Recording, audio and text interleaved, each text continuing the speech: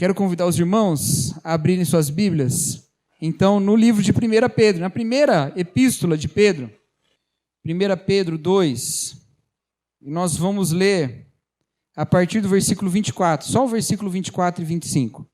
1 Pedro 2, 24 e 25. 1 Pedro 2, 24 e 25. Diz assim a palavra de Deus: Ele mesmo levou em seu corpo os nossos pecados sobre o madeiro, a fim de que morrêssemos para os pecados e vivêssemos para a justiça.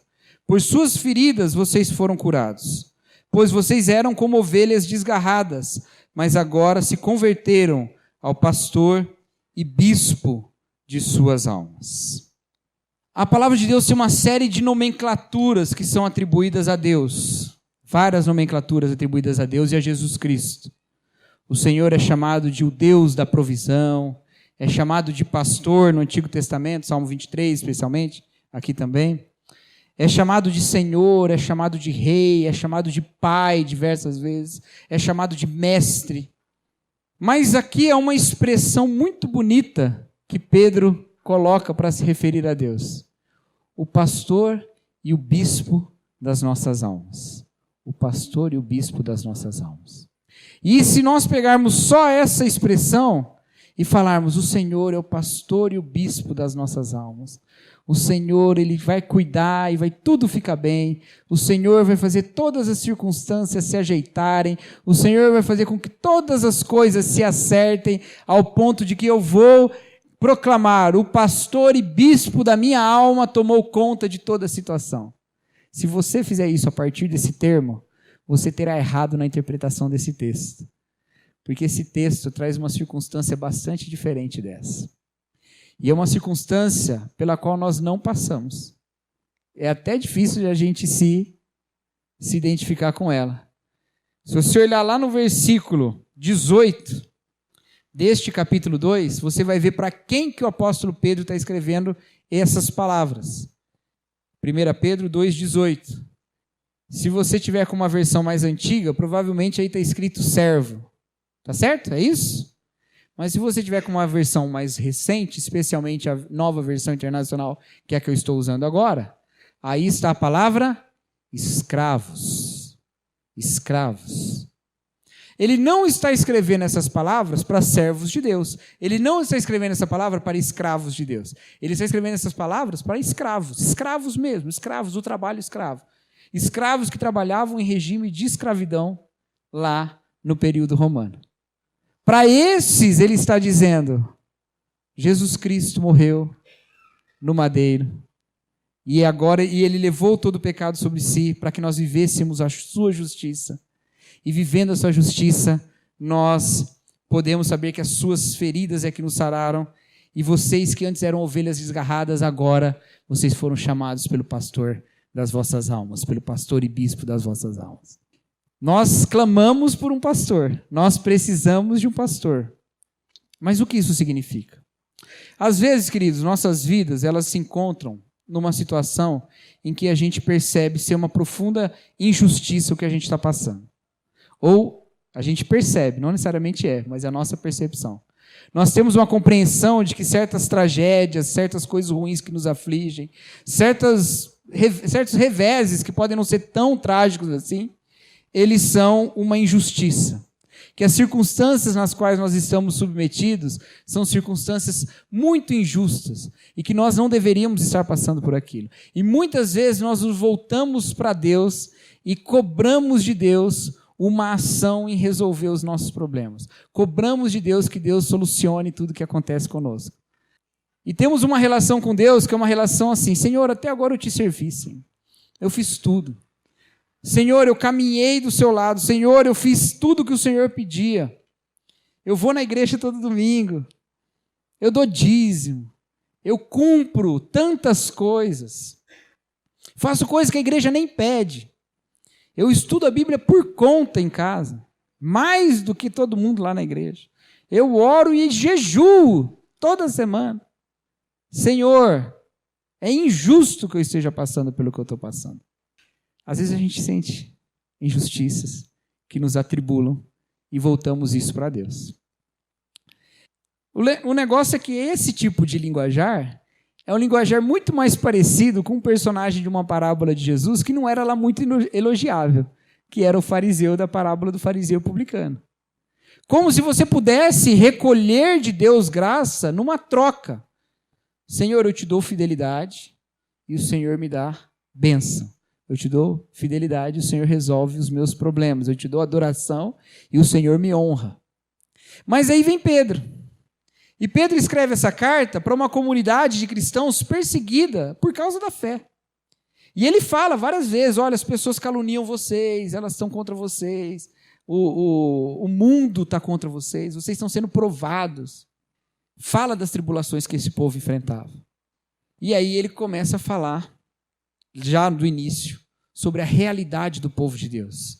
Uma casa espiritual de Deus, um povo construído sobre a rocha que é Jesus Cristo, um povo que é chamado para testemunhar das maravilhas daquele que nos chamou das trevas para a sua luz, das grandezas desse Deus. Aí você fala, nossa, que beleza, eu sou desse povo, sacerdócio real, povo de propriedade exclusiva de Deus, que está falando lá no capítulo 2, no versículo 9. Uma nação santa, Deus cuida de mim como queridinho dele. Aí, a partir do versículo 11, ele começa a falar, por causa disso, eu vou dizer como vocês agem diante das injustiças do mundo. Por causa disso, vocês se submetam a esses governantes injustos e maus que perseguem vocês. Porque se ele for mal com você e você continuar na justiça, você vai envergonhar o que ele fala de você. Mas se ainda assim ele continuar sendo mal, ainda assim vale a pena andar na justiça. E depois ele fala dos escravos. Mais para frente ele vai falar das mulheres e depois dos maridos. Ele vai falar das situações em que se manifesta essa nossa adoção por Deus. E esse trecho é o trecho de escravo. E alguns comentaristas dizem que esses escravos não eram só escravos que sofriam por ser escravos. No Império Romano tinha muitos escravos, mas a situação dos escravos não eram todos iguais no Império Romano. Era diferente. Alguns tinham uma vida até que ok, mesmo sendo escravos. Mas alguns sofriam muito. E pelo que ele fala aqui, estes sofriam tanto ao ponto de sofrerem castigos físicos, serem chibatados. E o que ele diz para esses? Ele aponta para Jesus. Ele fala, porque Cristo também foi preso. Cristo também sofreu chibatada. Cristo também foi arrastado, foi humilhado, foi morto na cruz. Cristo também passou por tudo isso. Irmãos, se nós estivéssemos um dia confessando alguma tristeza da nossa vida, abrindo o nosso coração, falando de como as situações estão difíceis, como a coisa está difícil, como tem tido notícia ruim, como uma coisa atrás da outra está vindo errada, numa roda de conversa, e alguém falasse assim, irmão, eu sei que isso é muito difícil, é muito dolorido, eu também estou passando os meus problemas, eu sou um escravo, e eu estou apanhando todo dia, e estou apanhando porque eu sirvo a Jesus Cristo, e por servir a Jesus Cristo, eles estão me castigando, que é o que alguns comentaristas falam sobre esse texto. Esses escravos não eram castigados só por serem escravos, eles eram castigados porque eles serviam a Jesus. Se alguém falasse isso para você, enquanto você está chorando o seu coração, o que você ia falar? Ou você olhar para Deus e falar, graças a Deus não sou eu. Ou você ia falar, meu irmão, eu não sabia que o irmão estava passando por tudo isso, eu falando dessas coisas todas, e você passando por coisa muito mais profunda, uma injustiça tão terrível. Mas não foi isso que Pedro fez. Ele não chegou para os escravos e falou assim, olha, eu estou sofrendo muito, mas vocês... O que ele falou? Olha para Jesus Cristo. Olha para Jesus Cristo. Não justificando a escravidão, não dizendo que a injustiça do mundo deve continuar sendo injusta, não dizendo que a gente não pode criticar injustiças ou falar a justiça contra a injustiça, mas o que ele está dizendo é, quando Jesus morreu no madeiro, ele tomou sobre si uma culpa e um castigo, que nós não tomamos, mas merecíamos. E quando isso aconteceu com ele, todos os nossos sofrimentos ficam relativizados. Todos os nossos sofrimentos ficam relativizados perto do sofrimento de Jesus. Por quê? Porque o Senhor Jesus Cristo sofreu, sendo Ele Deus, vivendo em glória eterna, em eterna satisfação na Trindade. E Ele resolveu encarnar, sofrer, coisa que nenhum de nós sofremos, e morrer. os nossos sofrimentos ficam relativizados diante de Jesus Cristo. E isso nos faz olhar para a vida de uma outra maneira.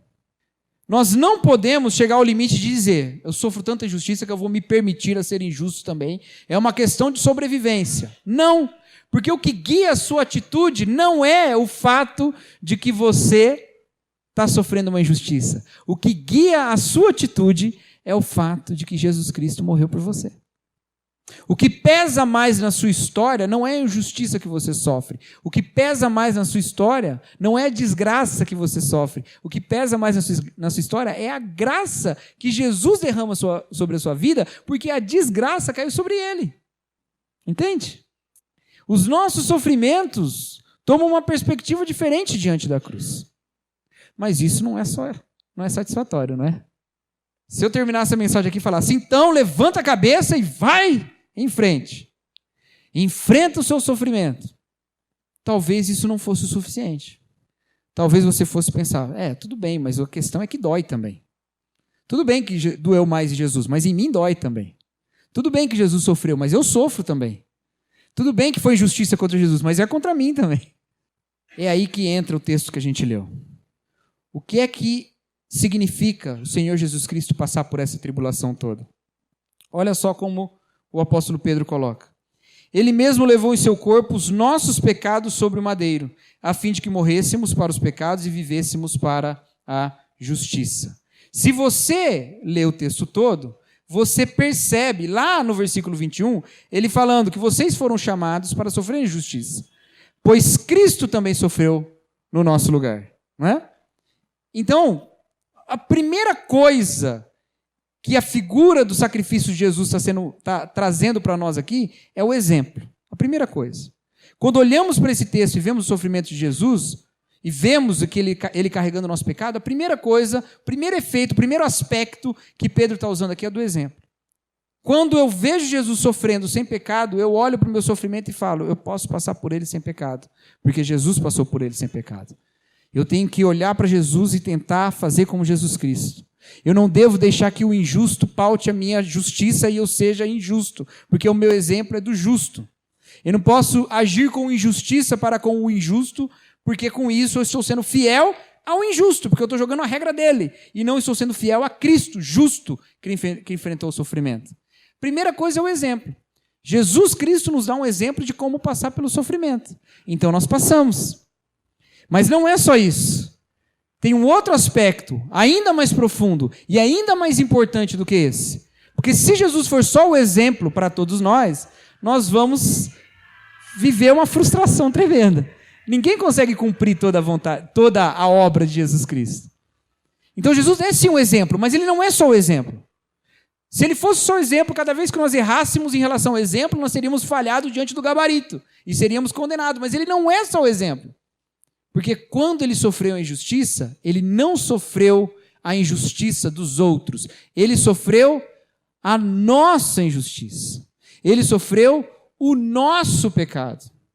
E isso também nos coloca a pensar em dois outros aspectos. Se ele sofreu o meu pecado, significa que eu não sou assim tão justo para dizer o que é injusto e o que é justo.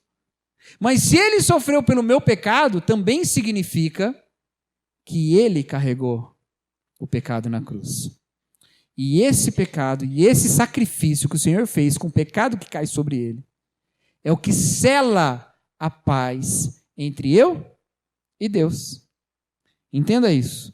Quando o apóstolo Pedro fala, ele levou o seu pecado sobre a cruz, significa que diante de Deus, pela fé em Cristo, você se apresenta sem pecado. Sabe quando você entrou aqui dentro? Entrou aqui dentro é boa, né? Sabe quando você entrou lá fora? Não dá, né? Sabe quando você entrou aqui no templo? Quando você entrou aqui no templo e você fez aquela oração no início do culto, e vamos supor que naquele momento um pecado veio na sua mente, um pecado que você cometeu, e você rapidamente apresenta diante de Deus e pede perdão. Mas vamos supor que quando você entrasse aqui na igreja, você encontrasse o próprio Deus. E ao ver a santidade de Deus, você veria o seu pecado. E aí você se prostraria diante de Deus e ia falar, Senhor, eu não sou digno de estar diante do Senhor. Sabe o que Deus ia falar? Eu não estou vendo pecado nenhum. Porque o seu pecado caiu sobre Jesus Cristo. Está perdoado em Jesus Cristo. Então, quando passamos por injustiça ou tragédia, não é contra Deus que nós nos voltamos. Por quê? Porque Deus não está derramando ira sobre nós. Deus não está nos punindo pelos nossos pecados. Ele puniu nossos pecados em Cristo. O que Deus está fazendo conosco? Está nos chamando para reconciliarmos com Ele. Está nos chamando para andarmos com Ele. E quando nós nos reconciliamos com Ele, somos amigos dEle. A cruz de Cristo prova para nós que Deus está conosco. O apóstolo Paulo fala isso com uma frase muito famosa. Se Deus é por nós, quem será contra nós? E como é que eu sei que Deus é por nós? Porque Ele deu Cristo. Se Ele não desse, se não fosse para Ele estar por nós, por que Ele nos daria Jesus Cristo? Jesus é o exemplo de passar pelo sofrimento? É, mas Jesus também é aquele que diz, o sofrimento não é final, porque o dono de todo o universo é Deus, e Ele tem a palavra final. E Ele, na sua palavra final, trará paz. E isso deve nos fortalecer. Deve nos fortalecer. Espera aí, eu estou passando por uma injustiça. Mas existe uma injustiça temporária que pode durar uma semana, pode durar 40 anos. Mas vamos pensar um pouco. Primeiro, não é tão injusto assim porque eu sou pecador. Quem sou eu para dizer o que é justo e o que é injusto? Segundo, Deus me justificou em Cristo. Deus está comigo. Deus me reconciliou com Ele. A quem eu vou ser fiel? As circunstâncias que me afligem e que me levam, então, para agir de uma maneira impensada? Ou ao Deus que me salvou e tem a palavra final? Está entendendo? Está entendendo isso? O Senhor já disse que te ama na cruz de Cristo. Então seja fiel a Deus que te ama. E não seja fiel ao seu próprio ego ferido. Não seja fiel ao seu próprio sentimento. Não seja fiel à sua própria circunstância, a circunstância na qual você está inserido. Mas nessas circunstâncias demonstre fidelidade a Deus. Mas ainda não é o final isso. Isso ainda não é o final. Jesus é o exemplo. Jesus é reconciliação. Mas o texto fala que Jesus é o pastor e bispo das nossas almas. Como é que Jesus era o pastor e bispo das almas daqueles que estavam escravizados? E é maravilhoso que o apóstolo Pedro use essa figura. Porque a palavra de Deus fala para nós. O apóstolo Paulo, escrevendo aos Efésios, ele fala dos servos lá também, dos escravos lá também. E ele fala que os escravos deveriam ser fiéis aos seus senhores como a Cristo. Porque, afinal de contas, nós fomos comprados por sangue, nós somos servos de Cristo, nós somos escravos de Cristo. Mas Pedro usa uma linguagem diferente aqui. Ao invés de ele falar, sirva aos seus senhores, mesmo os maus, como se estivesse servindo a Jesus, e é esse o sentido que ele coloca, mas ele fala de um Jesus que é pastor. Ele fala de um Jesus que é bispo das nossas almas. Ele é pastor das nossas almas. Então não é só que Jesus pagou o nosso pecado na cruz e que Ele é um exemplo para nós perseguirmos. Ele é aquele que está no caminho conosco. Ele é aquele que está andando conosco. Ele é aquele que nos fortalece no momento de tribulação. Porque é assim que o pastor anda com as suas ovelhas. Ele anda o tempo todo no caminho. Não é isso que o Salmo 23 fala? Ele guia pelas veredas da justiça, ele guia, ele leva a pastos verdejantes, leva a águas tranquilas. Ele é maravilhoso, mas ele também passa com você pelo vale da sombra da morte. E onde ele está? Ele está lá na casa do Senhor te esperando chegar? Também está. Ele está lá atrás, na história de quando ele te tomou como ovelha dele e assumiu como seu pastor? Também está, mas ele também está andando com você.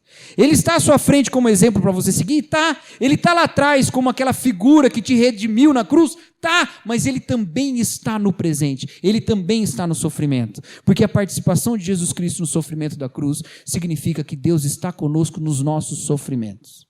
Ele está conosco nos nossos sofrimentos. E é daí que nós tiramos força. E é daí que nós tiramos a vivacidade para enfrentar o vale da sombra da morte. É daí.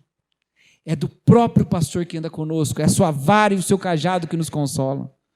Não é olhar para dentro do vale, olhar para as montanhas cheias de feras e dizer assim, olha, nem estão tão grandes essas feras. Não, pode considerar as feras grandes. Mas olha o pastor fiel que cuida e zela pelas suas almas. Porque ele zela, ele cuida, ele está conosco. Ele nos apacenta como um pastor. Ele nos reúne como um pastor. Ele caminha conosco como pastor. E como isso se manifesta na minha vida? Não é uma questão de uma afirmação pura e simples. Eu afirmo que o Senhor é o pastor sobre essa circunstância e acabou. A partir de amanhã tudo vai se resolver. Não, não é assim. É assumindo a história da cruz na nossa vida.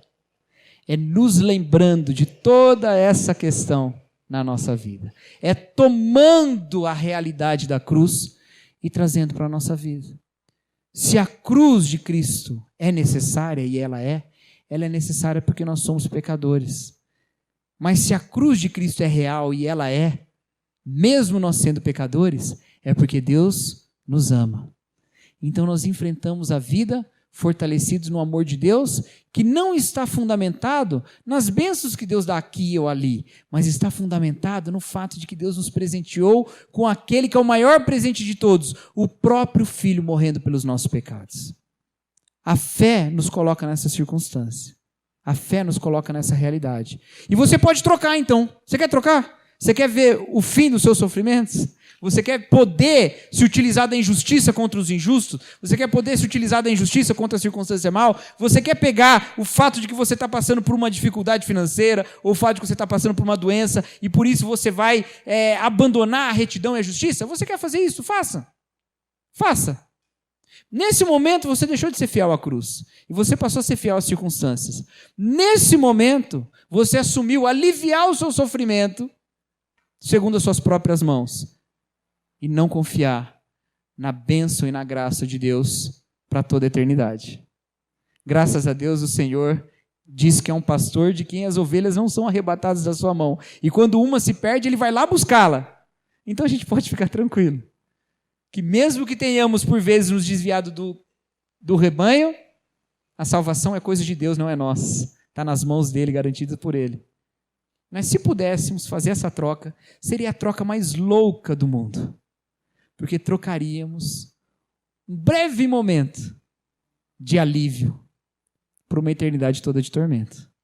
Não há por que nós fazermos isso.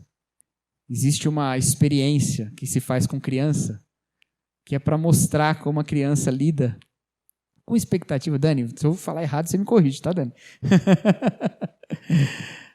Como criança lida com expectativa, coisa do tipo. Você bota uma criança numa sala com um bombom. É assim, né? A minha irmã é psicóloga também, tá aí. Bota a criança na sala com um bombom e fala assim, olha, se você esperar 5 minutos, eu volto e trago mais um bombom, aí você vai ter 2. 5 minutos. Tá bom.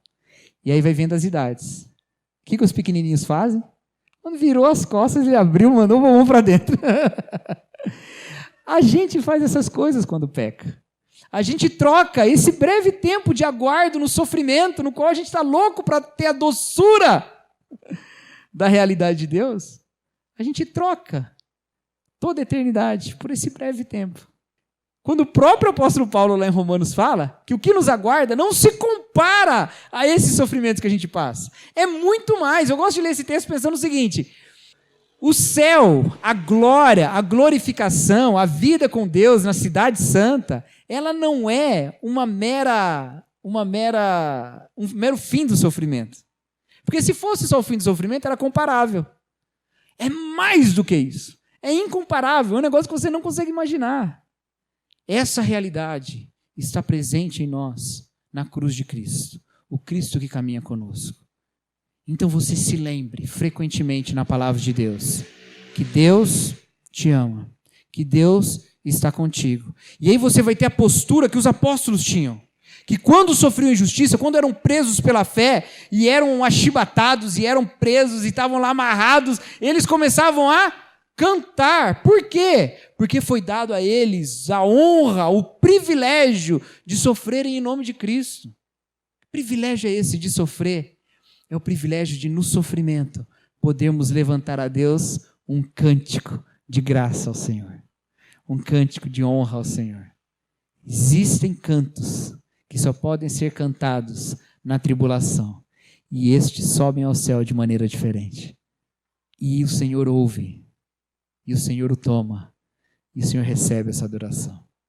O Senhor é o bispo e pastor das nossas almas, porque Ele cuida de nós, porque Ele está conosco, porque Ele nos alimenta. A palavra alma, em grego, ela é psique, a palavra que vem para psicologia. Não era porque quando ela era usada a alma, eles estavam falando de categorias como hoje se fala na psicologia, não. Mas ela é mais do que o corpo, ela é mais do que a carência material, ela é mais do que as circunstâncias. Ela está falando de um sentido pessoal, de um sentido real interior que o Evangelho nos traz. E nisso o Senhor nos apacenta, e nisso nós nos fortalecemos nele. E nós vamos fazer isso nos próximos domingos. Nós vamos olhar para o Evangelho, para a história da redenção e tentar compreender como isso responde às nossas angústias, como o Senhor cuida do nosso coração.